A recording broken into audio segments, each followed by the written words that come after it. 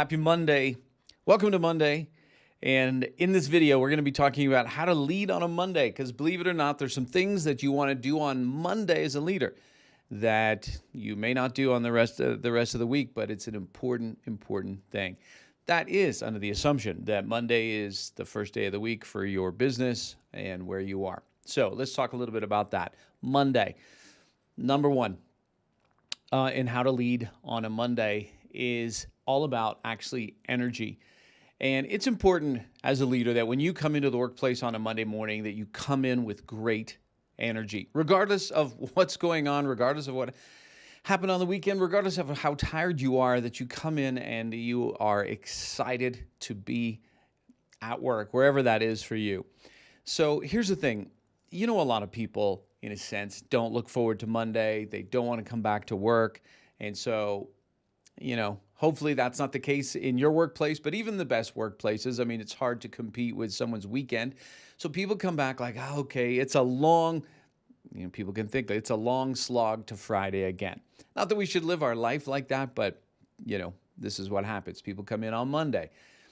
And if the leader comes in on Monday with the same kind of like, it's Monday, remember as a leader, you are the ceiling. Like you're always the ceiling. And so if you come in and you're like, I'm tired and we got a long week ahead, if you communicate that dread and that heaviness, then any ounce of optimism that anyone else brought into the office just gets squished, right? So we always want to come in and be excited and have that energy. Now, you might say, yeah, but James, I don't want to be disingenuous. I don't want to be not authentic. Listen, part of being a leader, it's not about being authentic. It's about find a way to get yourself in a positive place. For those of you who have kids, you wouldn't, it's your kid's birthday, but you happen to be in a bad mood. You just be like, well, I'm going to be authentic. And so I know it's your birthday, but I'm just not happy. You're not going to do that. You're going to find a way to make that moment great for your child by regulating your emotion. And that's really what this is about. It's not about being fake. It's about regulating your emotion. And one of the things I used to do when I would come to the workplace, I just had a ritual. And our front door had a little, one of those handles, and you push the thumb down, click, and it went click. And I just paired with that. When I put my hand on that handle, I paused, and I would say to myself, I'm here to serve. And then click, and I would open the door. It was just a frame for me.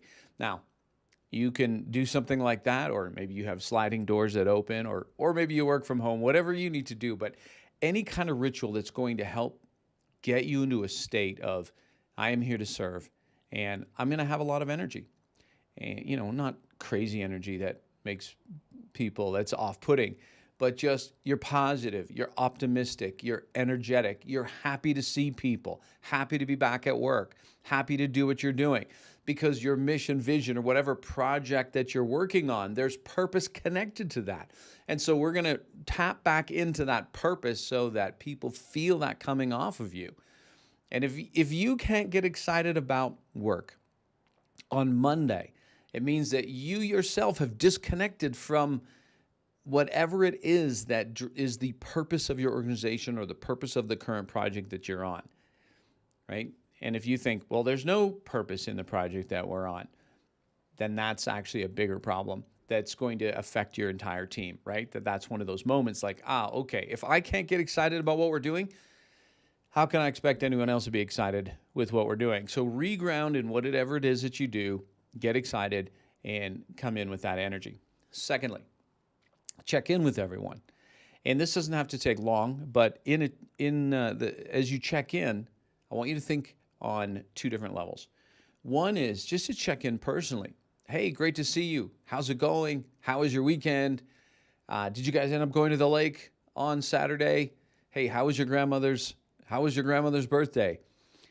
These are just great questions to ask, because if you on Friday ask people, hey, what are your plans for the weekend? Or any big plans?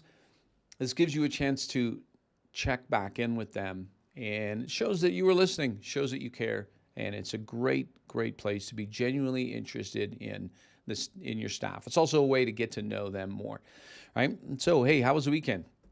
And again, if you knew what their plans were, you can ask how it went. Hey, did you guys go on that hike? Oh, no way. Do you have any pictures? Let me see them. Oh, that's amazing, right? So it's that kind of a conversation. It doesn't have to take long, but it shows that you care, that you're interested. Also in that check-in, we want to find out, hey, what are the plans for this week? We want to make sure people are clear. A nice question I like to ask is, what will be the win for you on Friday? Like when you walk out of here on Friday, what do you want to have accomplished? And that's a question I want to ask. Now, if they don't have the answer right there, then say, hey, well, just send me an email or a Slack or whatever communication you use. I want you to send me that this morning. And so, again, this is part of our role is making sure that people are clear for the week ahead. And what's the win? What's the mountain that we are climbing? And to make sure that they're clear. Because we want them to experience a win at the end of the week. We want them to be able to look back at the end of the week and go, okay, I did it, or I got close to it, but I made progress. And, in our company, at the end of the week, we'll have a quick meeting and we'll talk about wins of the week. So this is the last thing we do, actually. It's the last piece of the meeting. Hey, what were the wins? What were your wins? These were my wins. Let's talk about team wins.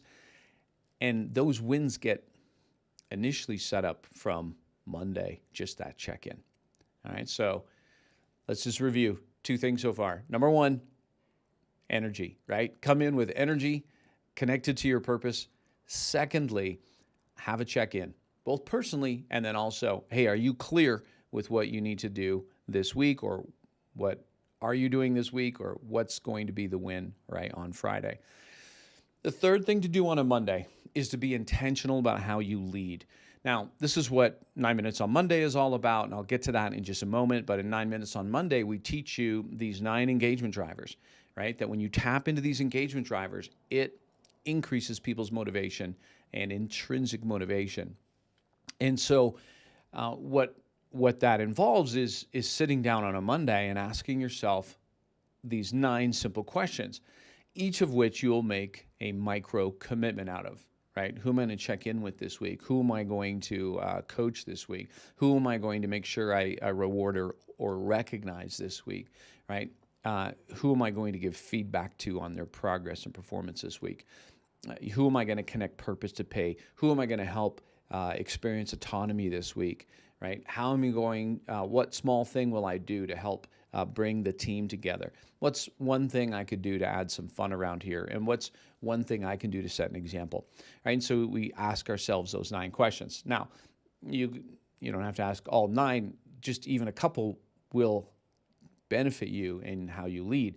The idea is to be intentional, right? So let's say, who am I going to connect purpose to pay with to this week?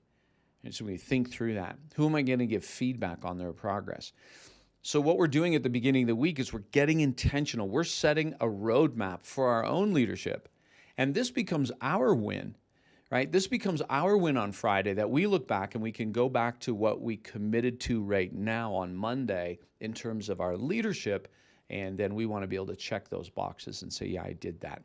Because great leadership is the consistent things. It's the tiny things done consistently over a period of time. All right. So that's how to lead on a Monday. Those three things. Come in with energy. Check in with people, right? Both personally, and then make sure there's clarity going forward. It's kind of like 2 things, really. And then be intentional about your leadership. Set some micro goals about your leadership. And for those who are interested in checking out the 9 Minutes on Monday fall cohort, that is coming up soon, really soon. We're kicking that off. And you can go to the URL, jamesrobbins.co/live, and go there. If you're in HR and you would like to send more than one person to this, I guarantee it's going to transform how they lead, going to transform their teams, then you can also go to jamesrobbins.co/live, and you'll see all the information there for signing up multiple people. All right? Excellent. That's how to lead on a Monday. Take care.